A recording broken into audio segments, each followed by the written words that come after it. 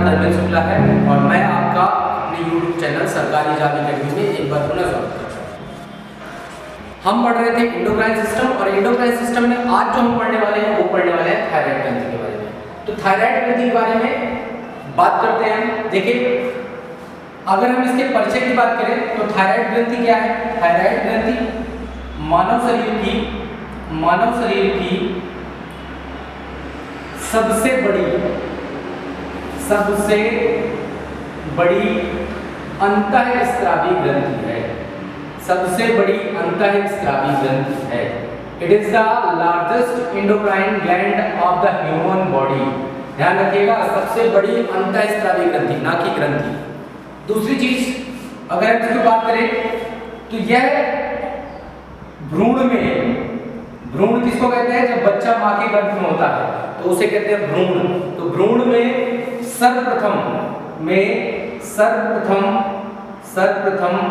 आने वाली ग्रंथि है। भ्रूण में सबसे पहले आने वाली ग्रंथि कौन सी है? थायराइड ग्रंथि है। It is the first gland which appear in embryo first of all. ध्यान रखिएगा, ठीक है। तो ये क्या है? एक सबसे बड़ी अंतःस्रावी ग्रंथि है और भ्रूण में सबसे पहले कौन सी ग्रंथि आती है? थायराइड ग्रंथि आती है। आइए अब बात करते हैं इसकी लोकेशन की, स्थिति की, कि आखिर शरीर में ये कहाँ पर उपस्थित होती है। तो थायराइड ग्रंथि की अगर हम लोकेशन की बात करें तो यह ग्रंथि लैरिंक्स जिसको हम साउंड बॉक्स बोलते हैं, जिसको हम ध्वनि यंत्र भी बोलते हैं, जिसको हम लैरिंक्स बोलते हैं। तो लैरिंक्स के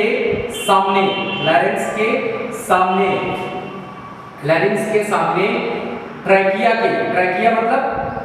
ट्रैकिया मतलब श्वास नली के दोनों ओर, लैरिंक्स के सामने श्वास नली के दोनों ओर, ट्रैकिया के दोनों ओर, इधर दोनों ओर उपस्थित होती है। कहाँ? गर्दन, दोनों ओर गर्दन में उपस्थित होती है। ध्यान रखिएगा, ठीक है। It is present in front of larynx between the both side of trachea at the neck. ध्यान रखिएगा, ठीक है। अब इसका अन्य नाम की अगर हम बात करें तो इसका अन्य नाम है अवट ग्रंथि। क्या कहते हैं इसको? इसका अन्य नाम है अवट ग्रंथि। इसका अन्य नाम क्या है?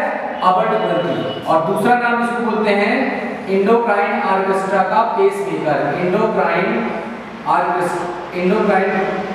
सिस्टम या तंत्र का पेसमेकर। इसको एंडोक्राइन ऑर्केस्ट्रा क्या बोलते हैं? Pacemaker. It is known as pacemaker of endocrine system, ठीक है। तो अवट ग्रंथि और पेसमेकर। फिर बात करते हैं इसके आकार की। तो अगर हम इसके आकार की बात करें, थायराइड ग्रंथि के आकार की, तो आपको दो प्रकार से याद रखना है। दो चीजें पूछी जाती हैं आपसे।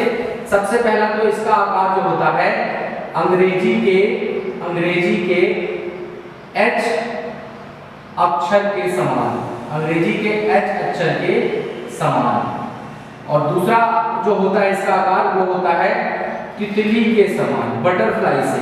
अंग्रेजी के H अक्षर के समान और तितली के समान। इसका आकार कैसा होता है? अंग्रेजी के H अक्षर के समान। It is like H letter of English और इट इज बटरफ्लाई से। कुछ अगर मैं बनाऊं तो कुछ ऐसा होगा, देखिएगा, कुछ ऐसा होता है थायराइड ग्लैंड का शेप। कुछ ऐसा होता है थायराइड ग्लैंड का शेप। यहाँ 4 छोटी बिंदियों टाइप की पैराथायराइड ग्लैंड होती है। This is known as what? Thyroid gland. अब हम बात करते हैं इसके वजन, लंबाई और चौड़ाई की। तो अगर हम थायराइड ग्लैंड के वजन की बात करें, इसके वजन की बात करें तो ये जो है 20 से 40 ग्राम की होती है। कितनी होती है? It is of 20 to 40 grams. It is of 20 to 40 grams. फिर इसकी अगर लंबाई की बात करें, तो ये लगभग 5 सेंटीमीटर लंबी होती है, 5 सेंटीमीटर लंबी। और अगर हम इसकी चौड़ाई की बात करें तो चौड़ाई इसकी लगभग 2 से 3 सेंटीमीटर होती है। 2 से 3 सेंटीमीटर चौड़ी होती है।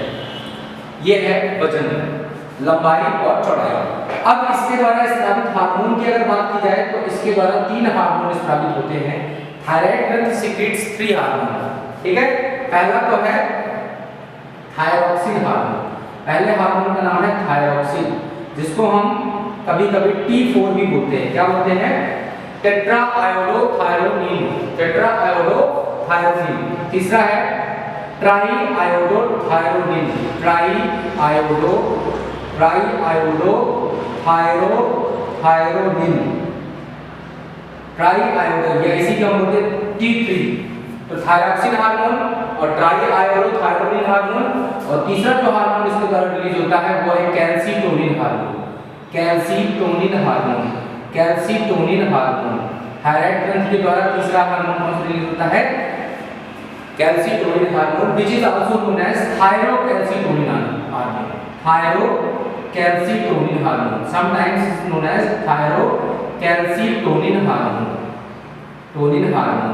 अच्छा, मैं इंग्लिश में नहीं लिख रहा हूं, लेकिन इंग्लिश में मैं बोल दे रहा हूं सारी चीजें, तो आप कर लीजिएगा। Thyroxine hormone, try iodothyronine hormone और कैल्सीटोनिन हार्मोन।